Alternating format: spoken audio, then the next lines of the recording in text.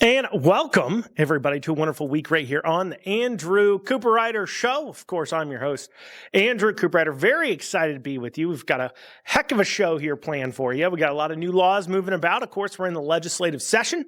Finally, a few days under our belt, so we're starting to see some movement, seeing what they think is important. And we're seeing a lot of bills being filed surrounding vehicles specifically, whether that's a gas tax law proposed, driver's license law, a new phone use law while driving, and then we might be digging into some wasteful spending as well today if we have time. So we've got all that and more. Now, hopefully, you heard my show earlier this week that dealt where I sat down and interviewed Adam Swart, founder of Crowds on Demand, the original paid protesting firm. I want to find out, how does it work? How does paid protesting work?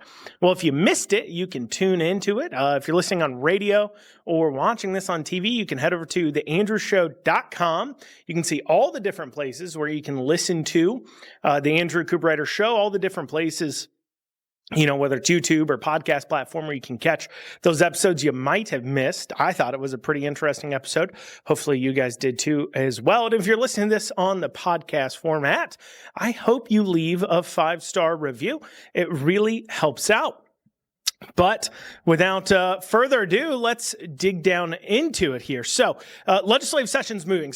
There's a lot of bills filed. Now, a bill filed doesn't mean it's necessarily per se a threat. And I think that's important to parse out to you listeners, because you may hear about bills, and I'm going to talk about a bill that's just proposed. There's no guarantee anybody else even agrees with this. There's no guarantee it'll be moving. There's no guarantee of anything at all. But if I'm talking about a bill that is on the orders of the day, such as Senate Bill 7, dealing with driver's licensing, or I'm talking about a bill that has, as I'm saying this, 2 readings, has passed out of committee, like the new phone use while driving bill that we'll be discussing, then those bills are at least most likely going to pass one legislative house at least, and perhaps that indicates they probably talked a little bit with the other legislative body, because you have the Senate and the House. They both have to vote and agree on a bill. And it is important to understand the process here because, you know, if you're going to propose something, there's some coordination of saying, hey, are you guys going to take up this bill? Are you going to actually consider it? Or are we wasting our time? There is that amount of coordination. Sometimes there's not a lot of talking between the chambers, the House and Senate, but most of the time if something's moving, it's already has at least a clearance to get heard by the other legislative chamber of some sort. But how a bill passing works, and I think this is important too for you to understand. So a bill gets proposed by a legislator. Any legislator can propose any bill they want to at all. A legislator could propose a bill that says all dogs must have spots, and if your dog doesn't have spots, we must paint the spots on your dog if for some reason they demand every dog be a Dalmatian. Kind of crazy, but you know, some of the bills you see filed, it doesn't seem that far out of the realm of possibility. And so anybody can propose a bill such as that. They go to what's called the LRC staff, the Legislative Research Commission. That is basically the government department of the legislature. So as they have office staff or things they're over, that's where that's coming from. And so they go to them and say, hey, we want you to write this bill that does this. LRC a lot of times will draft it, or you can give them example legislation. You know, there's a lot of lobbyists out there. Some of you may have missed it, but I posted online. There is 7 lobbyists for every one legislator. Registered lobbyist. A registered lobbyist in Kentucky, or legislative agent, is somebody that's being paid in some way, some form to lobby the state government. Okay, so this is somebody that literally is being paid. Because if you're not being paid to do it, there's not a lot of reason for you to register as a lobbyist. It actually limits some of what you can do, because it limits, for an example, whether or not you can be on the chamber floors. It limits whether sometimes your ability to contact people. You have to register the bills you're talking about. Compared to if you're just a citizen volunteering your time, well, then maybe you wouldn't want to you wouldn't want to register as a lobbyist per se, because it kind of limits some of your access as far as it goes. But there's over 7 registered lobbyists for every single legislator in Kentucky. And a lot of times, if they want a bill to pass or something like that, they've drafted that bill. It then gets handed off to LRC, that then looks through that bill and tries to make sure that any applicable laws that need to be changed are included with the bill to be changed, how that should be exactly structured. And another point to understand too, when they're writing laws, so I brought up, dogs having spots or something. The legislature only, when they make a law, has to follow the state and federal constitution. They do not have to follow the quote unquote law, because they're making the law. So if they make a law that somehow comes up against another law, they just change that law too. And that's important to understand, because sometimes you'll hear legislators talk about, well, we can't do that because it's current law, blah, blah, blah, and so we can't go against that. They can't. They can go against that. That's important. So you propose a law, then it gets assigned to a committee. The rules in the legislature is that every bill automatically gets assigned to a committee. It used to be in the House, I believe it still is this year, I could be mistaken, that it goes to the Committee on Committees. Well, technically in the Senate, it also goes to Committee on Committees. They just have to, it's rules of the Senate that they vote on every start of every session. The rules of the Senate state that the bill must be assigned to some committee. And so in the House, the Committee on Committees used to, and I believe they still do, hold on to the bill. If they don't want to assign it anywhere, they don't want it moving, they just won't assign it. So it goes to Committee on Committees. In the House, if they like it, it goes to a committee, assigned to a committee. In the Senate, it has to be assigned to a committee. Then it's up to that committee to call the bill, have a hearing on the bill, and vote on the bill. And they can make changes to the bill during that committee hearings. Then the bill can go over and be voted on by the Senate as a whole or House as a whole. So if it passes out of committee, then it has to be read into the rules, read into the basically the record, so people are aware this bill's coming. Unless the rules are suspended to allow it to come through, that's a separate matter. It then goes into the chamber, gets voted on, gets passed, and then it has to go through that same process of the Committee on Committees, assigned to a committee, passed out of committee, then to the floor, over in the other chamber. So if it starts in the Senate, it has to do the same process in the House and vice versa. Then, and only then, once it's passed, it can then go over to the governor unless something has changed. So if you pass a law out of the Senate and then they change something about it in the House, so they make an amendment to it and change it, it then goes for a concurrence vote to the Senate proper. So the Senate proper, or any of them really, can sit there and say, hey, we made these changes to it. It goes to the whole chamber. So it doesn't go through the whole process. So the Senate can't then make changes on a bill that the House has already changed. It just is a vote to say, do you concur with the changes made by the House? If they vote yes about the changes, then it will go over to the governor.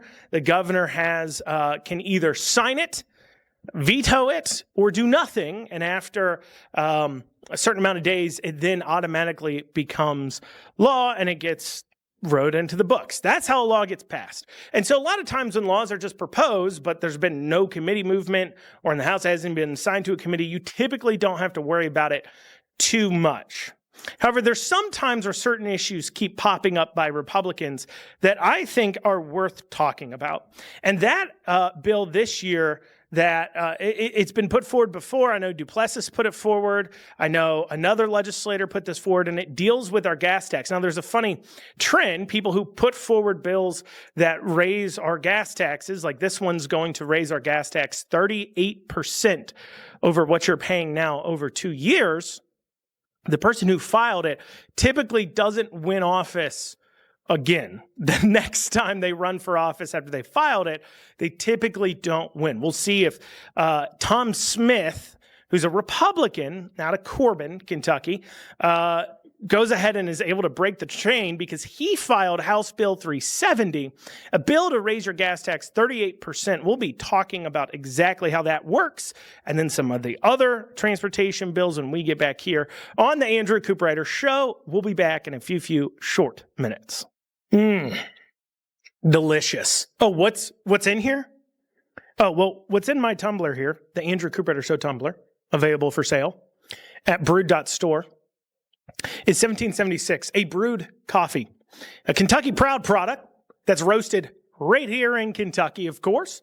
You can pick yourself up a bag at brewed.store. Free shipping on orders over $85. And they're sold in per pound, both ground, whole bean, and K-cups. If you like your little K-cup machines, we have that for you too. And the best part is per pound, it's cheaper than most of the boutique freedom-loving coffees out there. And this one's made right here in your own backyard. I know that's fantastic. So pick yourself up. We've got 1776, a French roasted dark blend, which is historically funny because, of course, the French financed the revolution. And then also we have one of our other signature blends, Tyrant's Tears, a coffee that we meticulously harvest from famous tyrants like Annie Bashir, Pol Pot, and, of course, Mao. Additionally, we have other single origin coffees such as Cameroon Pea Berry, Kenya, Peru. Fantastic, fantastic blends. Go ahead and pick yourself up a bag today. Not only will you be supporting the show, but also you'll be putting in your mouth a delicious and tasty black nectar called coffee. So order yours today. Brewed.store. Once again, it's BREWED.store. Brewed.store. Free shipping. Orders over $85. Pick yourself up a bag and pick yourself up one of these spiffy tumblers. Andrew Cooperrider Show tumbler today. Once again, that's brewed.store. And you're back here on the Andrew Cooperrider Show. We're discussing bills. It's legislative session. It's been a few days, a few weeks. People have had a chance to file. People have had a chance to start to move around some bills. And we're starting to get an idea of what's important and what's not. But I want to take a moment to talk about a bill that's just filed. It hasn't really moved yet, but it's worth discussing because this bill keeps being filed and they keep wanting to talk about it, and that is raising your gas taxes. Now, I'm going to play both sides of the coin. I'm going to play the devil's advocate here because I do know what the reasoning behind these bills are. So first, you have to understand what is the current way our gas tax works. And so essentially, our gas tax is calculated based upon the wholesale price of gasoline at a 9% usage, basically usage tax. It's charged at the pump to you. So they take whatever gas is selling for at wholesale, take 9% of that over the prior year, and that becomes, I believe it's over the prior year. I don't know exactly how often it's revised. I believe it's once a year. So once a year they look at it. I may be wrong, maybe every quarter, so don't quote me there, but it's 9%. And so they take a look at the wholesale price, it's 9%, and then there you go. That's how much you get charged at the pump. And right now in Kentucky, you're paying about 25 cents per gallon in a state gas tax. Now that money goes to something called the road fund. And it is typically the only source of road funding within the state. The roads, they don't typically appropriate extra money for that fund. It's the only thing that goes towards our roads, that road fund. It has to, quote unquote, statutorily go there. And I put a pin in that because that's not the only thing. Technically, the money isn't just spent on literally building and maintaining roads, because the Kentucky State Police is funded out of there, and also airports are funded out of the road tax. And then they recently added, about 2 years ago or so, a EV tax. So if you have a hybrid or electric vehicle, you're charged $100 to $200 a year, depending on how much gasoline your vehicle uses. If it doesn't use a lot, then or none at all, it's the higher amount, the EV tax. And that gets paid when you register your vehicle, and that money also goes towards the road fund. Then that road fund is divvied up between the state and the counties. The counties then, and their road department receives their funding from that place. Now, on the years, like under Biden, when gas gets higher, there's not a lot of talk about revising the road fund because, well, frankly, that 9% tax is a fair amount. It can get up to 30, 35 cents or so sometimes. And so it's not really a funding problem. But they start to claim they have a road funding problem when gas is lower because the cost to repair the roads keeps going up, but the amount of revenue coming in is changing year over year. And so every time that gas prices are low, a Republican This case, it's Tom Smith out of Corbin, files a bill to change this process. And one of the main changes they always make is to first change it from being a percentage-based tax based upon wholesale prices to a flat amount of cents per gallon.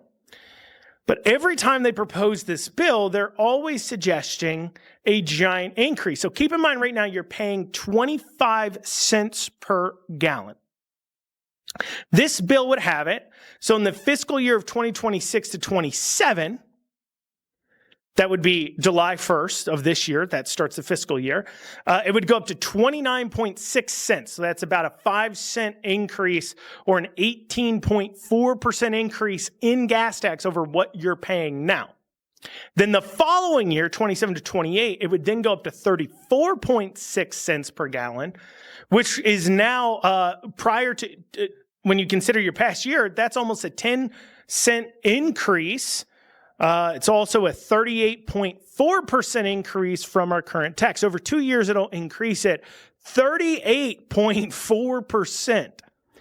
Then, on top of that, every year after that, increases or decreases are capped at 5% a year, and it'll just automatically based upon the National Highway Construction Cost Index. So the federal government has a highway cost index, and whatever that goes up year over year, up to 5% is adjusted automatically. No vote has to take place. Nobody has to approve it. Your gas tax just goes up 5% every year, as long as inflation on road construction is at least 5%.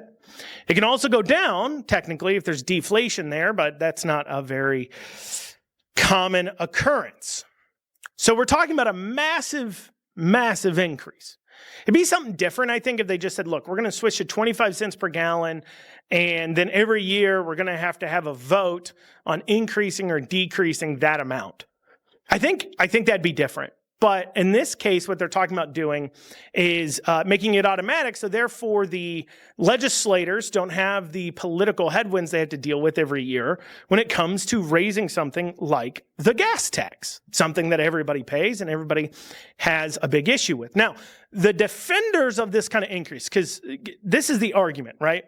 Is that, well, our road funding hasn't gone up in congruence with the cost of building roads. Therefore, we need to increase the funding. This isn't working. It's the road fund. How else do you want to repair the roads? And to a bureaucrat, that sounds like a really great argument, because to them, they look at things and they're all different funds. This is the gas tax fund. This is the road fund. This is the Sikh fund. This is the tobacco settlement fund. This is the general fund. This is the federal dollars fund. This is that. They're all different funds to them. What they fail to understand is it all comes from one place, the taxpayer's pocket. Whether it's through federal dollars that were taxed for us that end up flowing back to the state, whether it is the federal government inflates the currency in order to continue to hand out money, which in turn makes our money cost less. That's like an inflation tax. Or at the state level, whether it's our income tax, our sales tax, our gas tax, our property tax, our insurance tax, our licensing fees, whatever it may be. All the different ways to tax us. Then in that case, it comes from all one place, the taxpayer's pocket. And when you actually take a look at how much, so if you figure that, they figure that the money the state has direct control over what they want to do with it is about $16 billion, okay? And so when you figure that in, because they'll be like, well, you know, that's the federal funds, we can't do anything about that. And you consider, let's say there's 4.5 million Kentuckians. All right, 4.5 million Kentuckians. So that means the general fund, through one way or another, into the money they have control over, which is $16 billion, plus you got the gas tax, you got these other taxes too, that adds in a few hundred million. But just there, you're talking $3,555 per every man, woman, and child in Kentucky. That means just the state is taxing a family of four on average. $14,000 a year. I had to do quick math. is $14,000 a year a family afford just by the state. That's before you consider how much the federal government is taxing you. That's before you figure how much your local taxes are, your property taxes, so on and so forth. And when you add that all up, taxpayers, we don't have it anymore. We just don't have it. Half of our incomes is going to taxes and fees and the government, one way or another. I mean, keep in mind, when you look at what the federal government spends, and all this money some way, somehow comes from taxing, understand, they spend nearly $20,000 per every man, woman, and child. That means when you take the federal spending plus the state spending, we're now at about $24,000 per every man, woman, and child. Now throw in local spending, backing out the federal and state dollars, you're around $27,000 per every man, woman, and child. For a family of four, that's $108,000 a year. They're getting it some way. So if a family of four, two working parents, is making even as high as $200,000 a year, over half your income is being spent by the flipping government. So while to somebody like Tom, it may look like, well, it's just a different fund, and then how are we going to pay for our roads? How about you take money from the other $100,000 you're taxing my family a year? How about you look at that?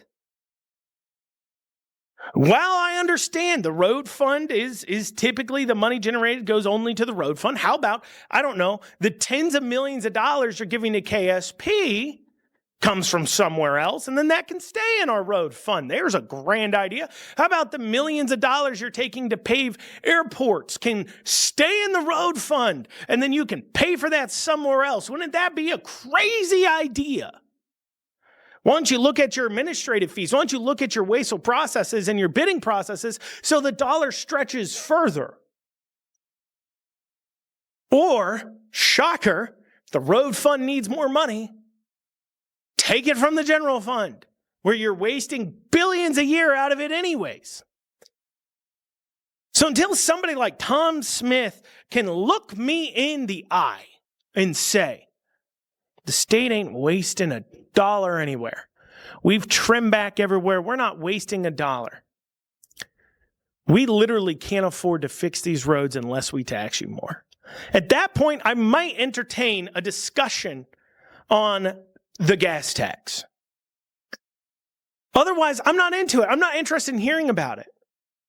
Because at the end of the day, you just want more money. Because every time you talk about the gas tax and need to reform it, you're bringing it up because you say the road fund isn't getting enough dollars. That means you have to tax me more. You want to tax me more. No matter how you dress it up, no matter the pretty words you use, you want more money out of my pocket.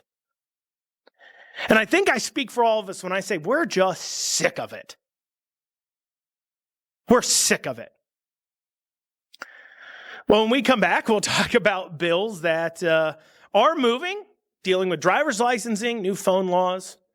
We'll discuss that here when we get back on the Andrew Cooperrider Show. We'll be back in a few short minutes. Do you hear that? I do. It's Bashir crying. Why? Because you're listening to the Andrew Cooperrider Show. And I thought to myself, why should we let those tears go to waste? Like any good capitalist, I said, that is a resource that can be sold. So we capture those tears from Andy Bashir and other famous tyrants, like Pol Pot, Mao, whoever else. And we collect them up and we put them into a delicious coffee called Tyrant's Tears, available at brewed.store. Once again, that's brewed.store. You can pick yourself up a spiffy Andrew Cooperrider Show tumbler while you're at it. And get yourself a nice bag. Free shipping on orders over $85. We have Tyrant's Tears in 1776, our signature blends. We also have flavored coffees such as Swiss chocolate and bourbon for those of you that want a little kick without the buzz from, well, alcohol. You'll get the buzz from the caffeine, though. Check out today. Brewed.store. This is a Kentucky Proud product, roasted right in your own backyard. Brewed.store. Support the show. It's cheaper per pound than most of those other boutique coffees. And it's available whole bean, ground, K-Cups. However you make your coffee, we got you covered. And you're back on the Andrew Cooperrider Show. So, other new laws being considered. We got Senate Bill 7. This is passed out of committee.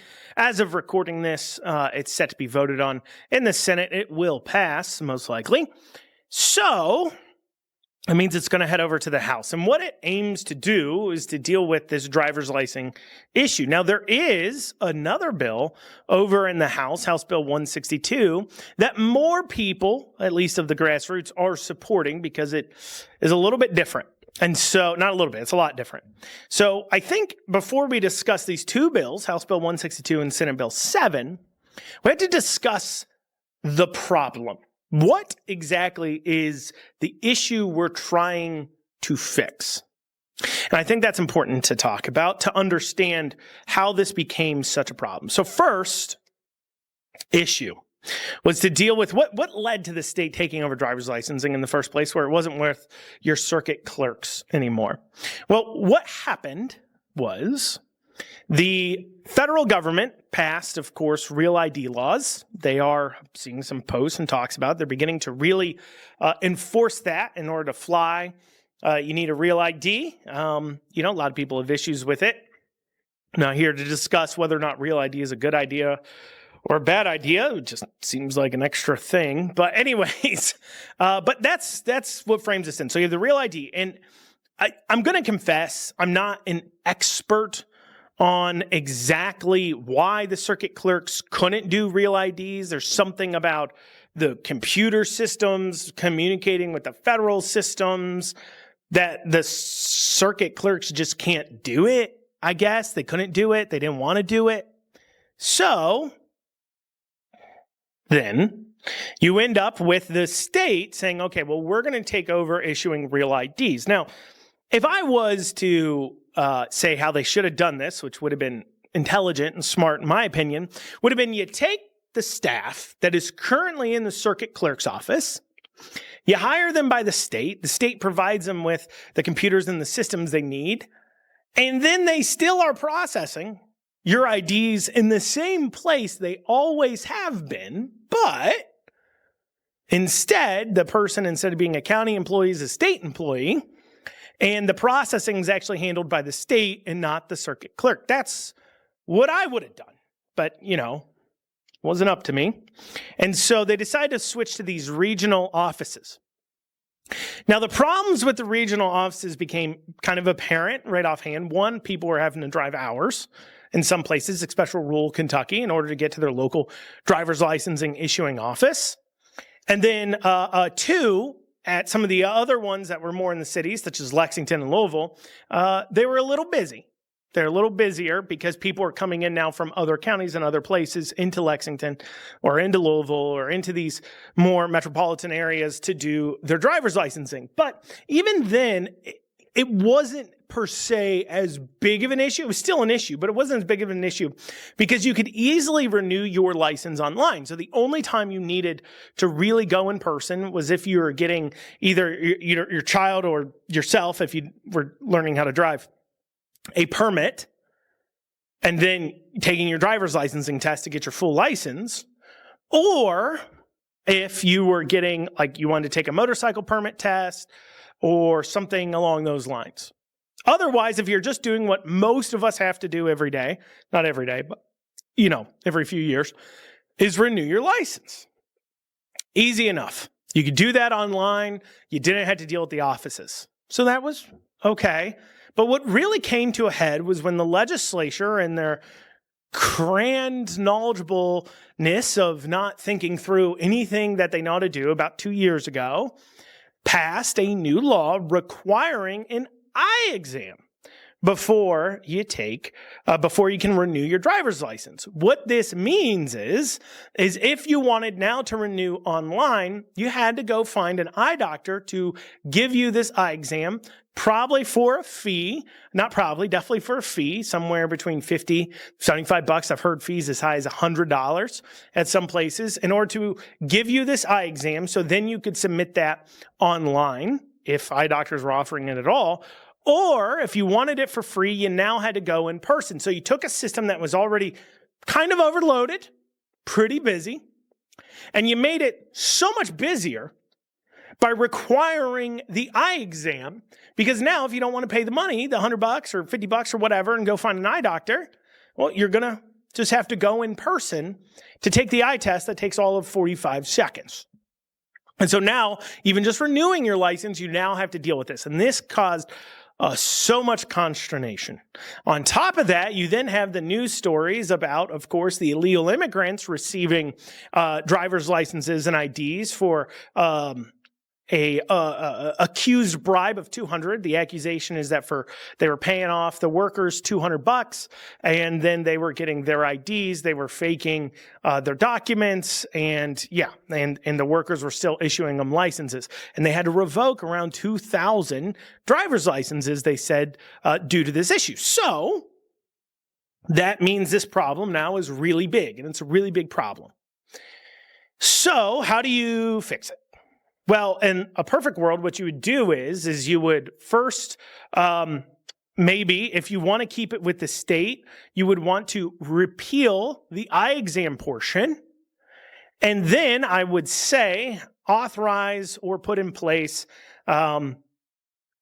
maybe a sheriff or somebody to proctor and give out the permit test and to issue the driving test, whether that's out of the sheriff's office, the circuit clerk's office, it really doesn't matter.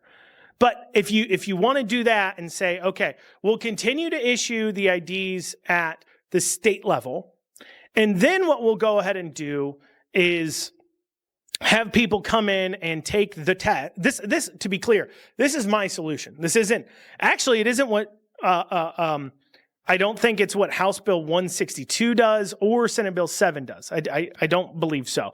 This is, I guess, my hybrid version, because the argument back, and I know, I'm sorry if I'm all over the place, but the argument back, the reason why we can't just go back to the old way, the argument is that I hear is that still requires the real ID processing, and the circuit clerks don't want to deal with it. And apparently the circuit clerks have like a really strong lobby of some I don't know. I mean, you all listening, please tell me, what is it that the circuit clerk does now? I know what they do. Chances are you don't, because circuit clerks, they receive papers for the courts, they receive fines, fees, schedule juries, handle bond money. Those are the different things that the circuit clerk does. It's basically storage of records. That's their duties, and that's why they had driver's licensing, because, well, you're keeping the records there for what's going on. And so now they want the circuit clerks to go back to handling driver's licensing like they used to. That's what everybody wants. That's what everybody's pushing for. But the circuit clerks have a really powerful lobby that that the legislators are afraid. I don't understand that portion of it, because I keep hearing that. I keep hearing, well, the circuit clerks don't want it, and their lobby's really powerful. I've heard it from like 20 legislators. And why are they so powerful? Who cares? I've never once been heard somebody say, well, I was going to run for office, but if I can't get the local circuit clerk behind me, I'm doomed politically. What are you talking about? They're so powerful. Whatever. Anyways, so circuit clerks don't want it. And so you got these two different bills. One is forcing the circuit clerks to take it back, and then one is kind of trying to solve the problem with still getting around the whole circuit clerk lobby issue, what can actually get done. So we'll talk about that, and then, I'll propose, I was trying to kind of already hitting on it, but I'll propose kind of my own hybrid solution, perhaps, that could help solve this problem. But that's just my opinion on what should probably happen. Maybe a legislator hears it, gets a good idea from it, and ends up doing something about it. So we'll discuss that, as well as the new phone law, when we get back here in this final segment of the Andrew Cooperrider Show. We'll see you back here in a few short minutes.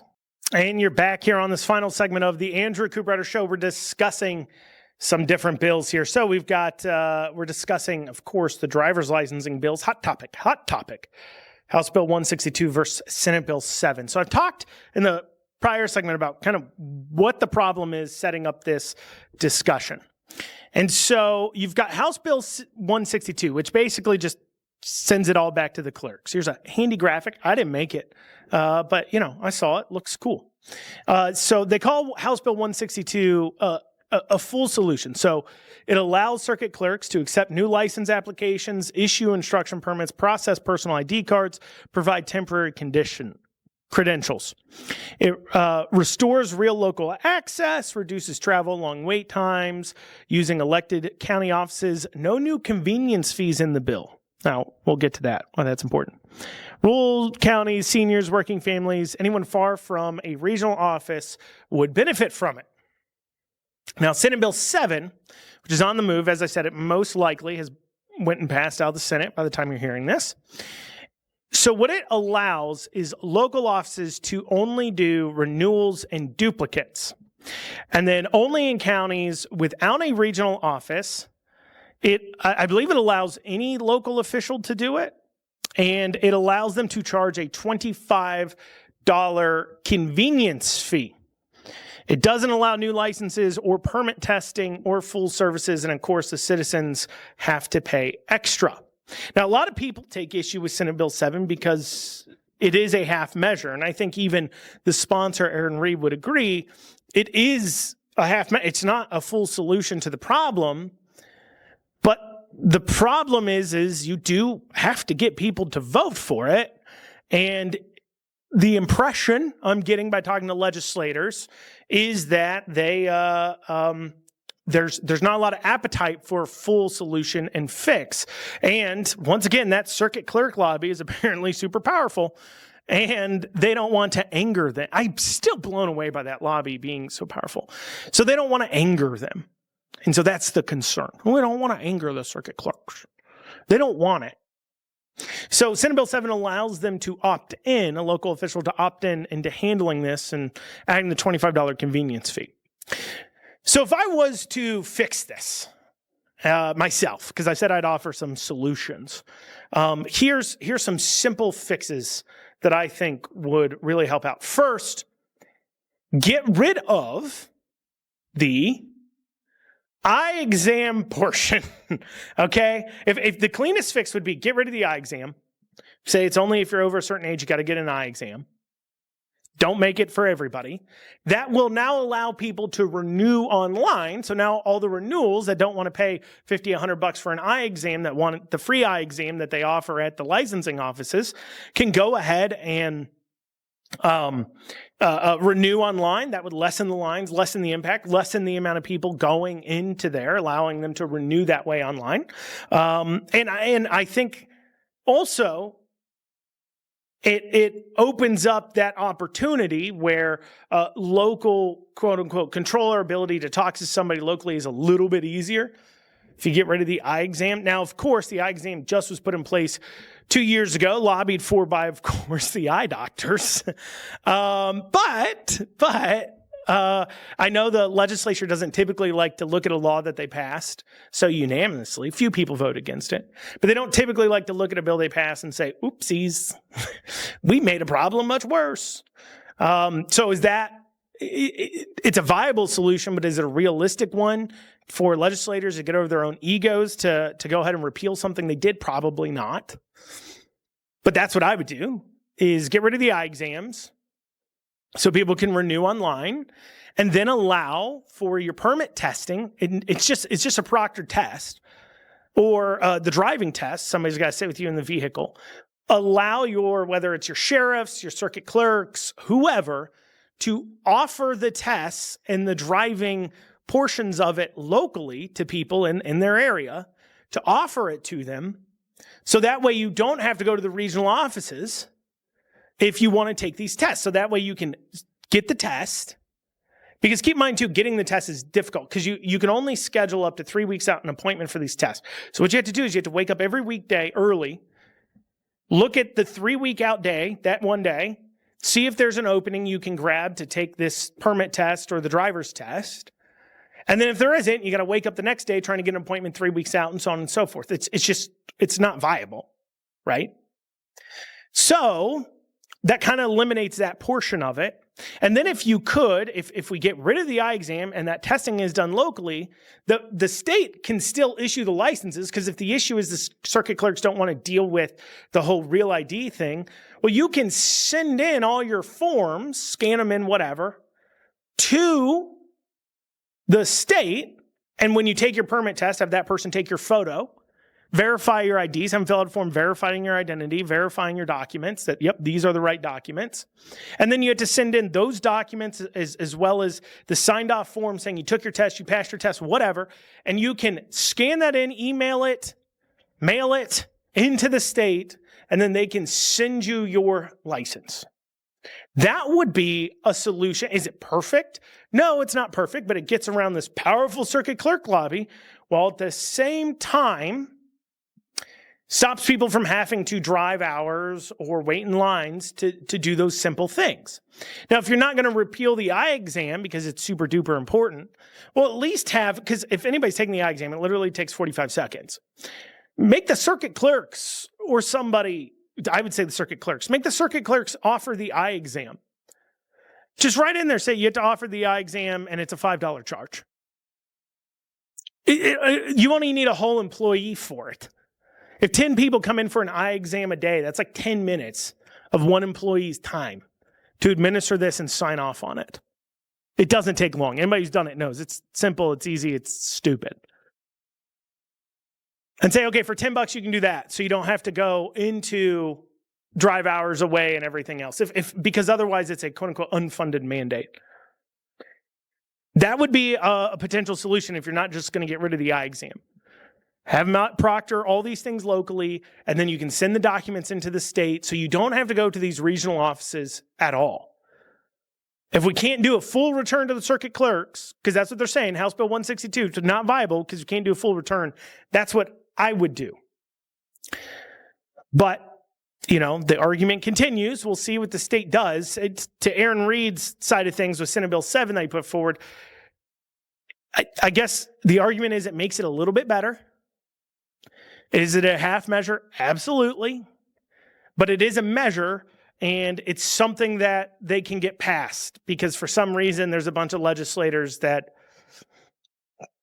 don't want it fully returned to the circuit clerks. I don't know.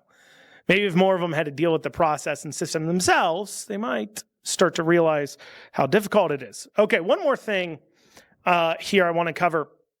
And that is this other bill that's on the move. It's had a few readings into the record, be voted on by the Senate soon. That's Senate Bill 28. Now, keep in mind, it's already illegal to text and drive in Kentucky. What this bill would do, it would make it illegal to hold a phone at all while driving. So that means even if you're answering a call, you put it on speaker, you're holding it to your ear, all of that's illegal under this bill. Basically, if you don't have Bluetooth in your car, you can't do anything on your phone at all, period.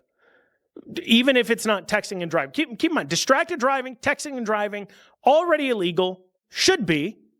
I was just rear-ended a few months ago by somebody who was texting and driving. So I'm saying this as somebody who's been in a car accident because somebody was texting and driving. Somebody rear-ended me. That we don't need another law. We have those laws, enforce them, right? But to add on this whole holding a phone at all, it's just ridiculous. It's a $100 fine.